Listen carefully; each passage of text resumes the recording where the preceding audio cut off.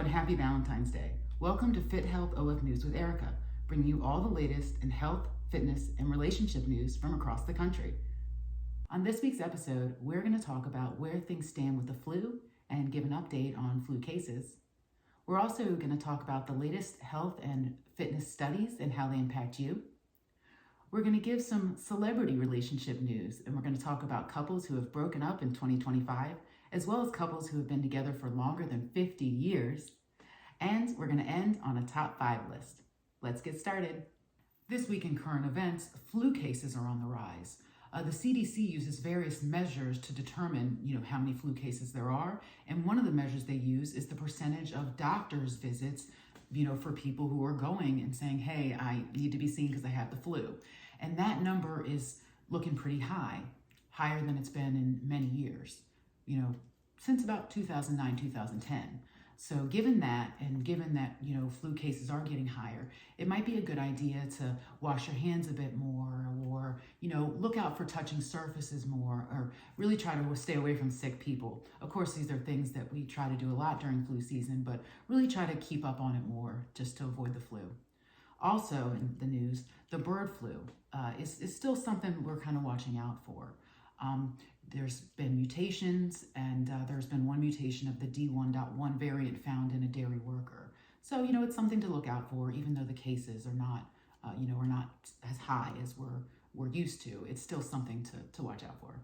This week in health news, researchers have found a potential link between semaglutide, those shots that people take for weight loss and some people take for diabetes as well, and potentially blinding eye conditions. The sample size is rather small, so more research is definitely needed. However, the link has been found. So this is definitely something maybe to contact your physician or talk about if this is something that you take. There's 3 potential conditions that are of concern, but the major one that was found in the most patients is called NAION, and that stands for non-arteritic anterior ischemic optic neuropathy. So this is one of the things that they're finding, so definitely something to look into. Additionally, researchers have found that high levels of pollen can be dangerous for some populations, certain types in particular. And the populations of concern are older adults who have existing breathing conditions. And also people who are highly sensitive to certain types of pollen. So if you are somebody who has a breathing condition or are really highly sensitive to pollen, you might want to contact your physician about this, or consider, maybe wearing a mask or some sort of protection, if this is something that may affect you. Additionally, researchers have also found that they found the specific neurons in mice that are responsible for telling them when to stop eating or when they're basically hungry. And the reason why this is so important is because, we've known for a long time, basically certain parts of the brain that tell us we're hungry or when we're not. But to find that specific neuron in a mouse that says, hey, this is when you want to eat, or this is when you don't, is really, really hugely beneficial for obesity research, because it can, find ways to target new treatments potentially, or, even give us a better understanding. So this could be really potentially huge if we can, translate this to humans and get more research going. Additionally, another study that we found this week is related to the microbiome.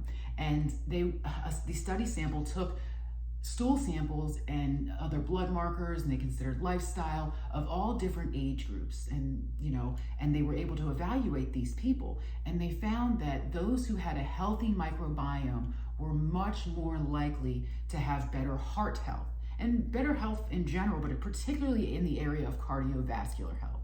So keeping that microbiome healthy has more benefits than we even thought. All right, and also along the lines of heart health, since we're talking Valentine's Day, the American Heart Association has come up with some heart healthy ways to celebrate Valentine's Day. So we're going to talk about a few of them here. And one of the ones that I really like was, they talk about if you're going to a movie, to pick popcorn as the snack because it offers some nutritional benefit in the way of whole grains and things like that, and to skip out on high sugar snacks, because popcorn is one of the better snacks to choose. Additionally, if you're going out for a big meal or you want to go out to a big dinner, split it. You can still enjoy something decadent, just split it up. Another thing is, if you're not with a partner, or maybe you're single right now, still enjoy the holiday. You don't have to consider Valentine's Day to be a bummer if you're single. You can still enjoy it. Go out with friends, or have a Galentine's Day, or have a boys' day out or something like that. Still try to enjoy the holiday and make it stress-free. This week in fitness news, researchers have studied the benefits of cold water immersion. They took a bunch of people, they had them go into either a shower or a bath that was cold. The temperatures ranged from like 44 degrees to 59 degrees, and they studied the aftermath. And what they found was that there was a lot of benefits, especially over the long term. They found benefits in stress management, sleep quality, and just general well-being overall for some of these people. So, these cold water plunges might have some benefit as long as they're done, safely and not done, for too long, or or for too cold or anything like that. So yeah, there might actually be some benefit there. Additionally, Planet Fitness this week came out with some Valentine's Day exercises you can do as a couple. Some of the exercises that they came up with were basically doing squats and, having your partner hold hands with you, and, you could even alternate, things like that. Or also doing like knee highs, and then having your partner be there and having your knees go up and hit your partner's hands. Basically, so you can kind of do these things as a couple and motivate each other. So I thought that was a really cute way to exercise together and, and celebrate Valentine's Day. And another study in aging actually found that exercise for older adults in particular can really improve sleep quality. They used some studies during the pandemic in particular, and they were able to see that older adults during the pandemic who exercised got much better sleep than those who did not. This week in relationships, we're going to talk about some celebrity breakups that happened over the last couple of months. Just because it's Valentine's Day doesn't mean people are immune to breaking up. This month, Jessica Alba and her longtime husband, film producer Cash Warren, have filed for divorce after 16 years of marriage.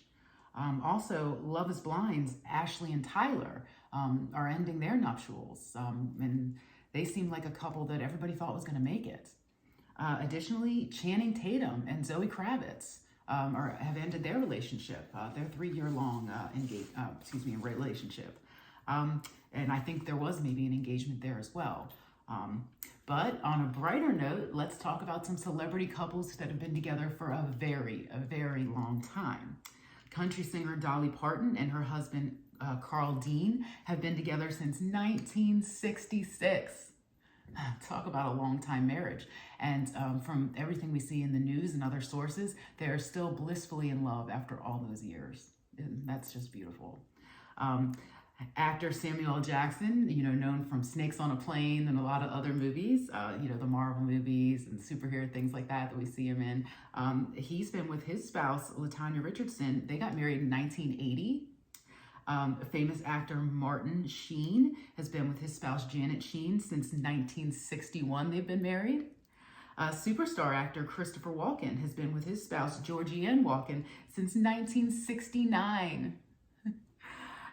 Carrie actress Sissy Spacek has been with Jack Fisk. Her spouse they got married in 1974. And MASH actors Alan and Arlene Alda. They've been married since 1958.